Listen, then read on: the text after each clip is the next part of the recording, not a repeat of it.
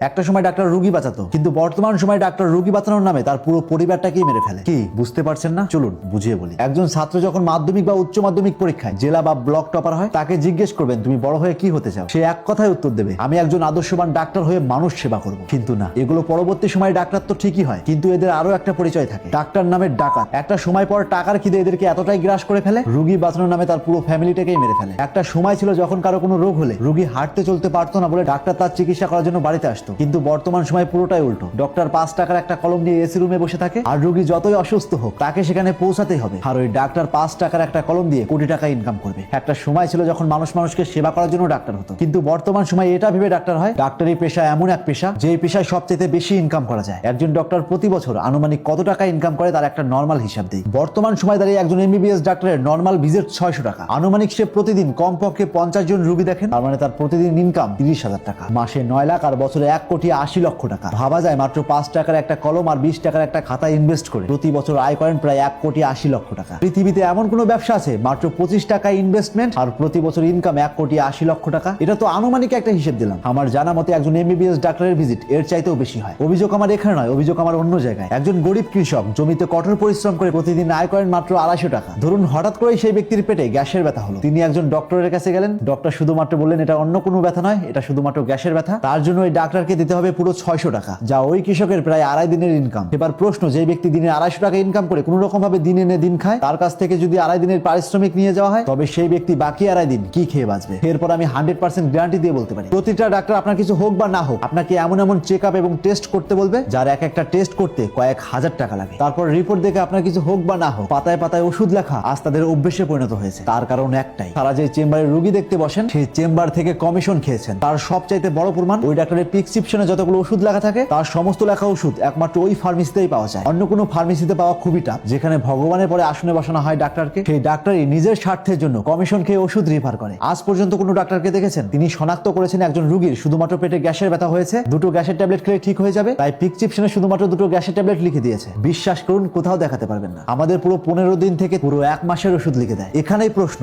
এত ওষুধ কেন লেখে? এবার আসে এগুলো কেন লেখে? এইসব ডাক্তার নামে ডাকাতদের হায়ার করে কিছু অসাধু ওষুধ বিক্রেতার ফার্মেসি। তারা ওই ডাক্তারকে বলেন যে এই ওষুধগুলো তার কাছে আছে সেগুলো যেন পেশেন্টদের রেফার করেন। দেখবেন ওই প্রেসক্রিপশনে যত রকমের ওষুধ লেখা আছে তার প্রত্যেকটা ওষুধ ওই ফার্মেসিতেই পাবেন। আর দেখবেন ওই ডাক্তারগুলোর সঙ্গে সব সময় দালাল নামক কিছু চামচা থাকে। ডাক্তার ভালো চিকিৎসা করুক বা না করুক, ওই ডাক্তারের কাছে কোনো রোগী নিয়ে আসলে মিলবে কমিশন। বুঝতে পারছেন আজ আমাদের সমাজ কোথায় দাঁড়িয়ে? পৃথিবীতে এমন কোনো মানুষ দেখেছেন যার কোনো রোগ হয়নি কিন্তু ডাক্তারের কাছে যায়, অথচ সেখানে চিকিৎসা হোক বা না হোক তাকে সেখানে নিয়ে যেতেই হবে, না হলে যে ওই দালাল নামের চামচাগুলোর বউ বাচ্চাগুলো না খেয়ে মারা যাবে। অভিযোগ আমার এখানে নয়, অভিযোগ আমার অন্য জায়গায়। এই ডাক্তার নামের ডাকাতেরা সরকারের কাছ থেকে মাইনে নিয়ে সরকারি হসপিটালে বসে রোগী দেখবে আর বলবে কাল আমাদের অমুক চেম্বারে আসুন, ওখানে আরো আপনাকে ভালো করে দেখতে হবে। আসলে ভালো করে দেখবে না, বরং আপনার কাছ থেকে ডাকাতি করবে। এইদিকে আপনি এবং আপনার পরিবার নিঃস্ব হবেন আর ডাক্তার ওই টাকা দিয়ে তার বউকে আইফোন কিনে দেবে। এ তো গেল সাধারণ ঘটনা। একজন গরিব মানুষ দিনে 200 টাকা ইনকাম করে, কিন্তু এক পাতা ওষুধের দাম 400 টাকা। অথচ সেই ব্যক্তি 200 টাকা দিয়ে অর্ধেক পাতার ওষুধ নেবে আর পরে যখন আবার 200 টাকা হবে তখন বাকি অর্ধেক কিনে খাবে এবং রোগ থেকে মুক্তি পাবে। কিন্তু এদের ব্যবসার নিয়ম, নিলে ওষুধ পুরো পাতায় নিতে হবে,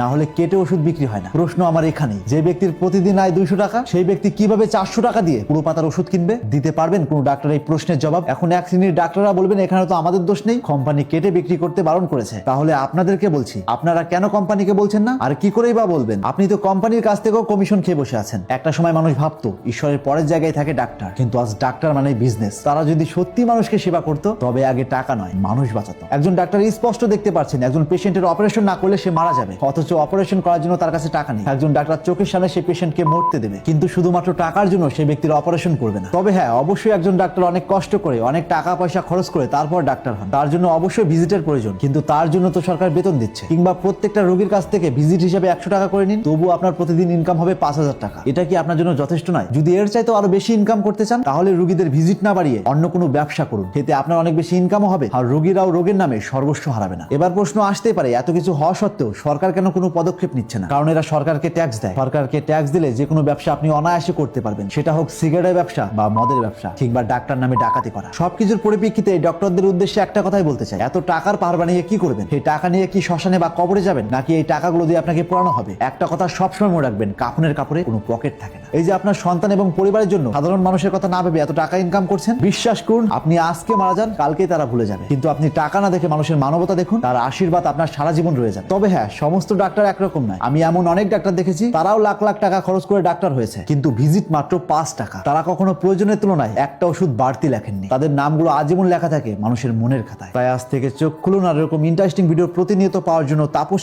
এক্সপ্লোরার পেজটিতে ফলো দিয়ে রাখুন।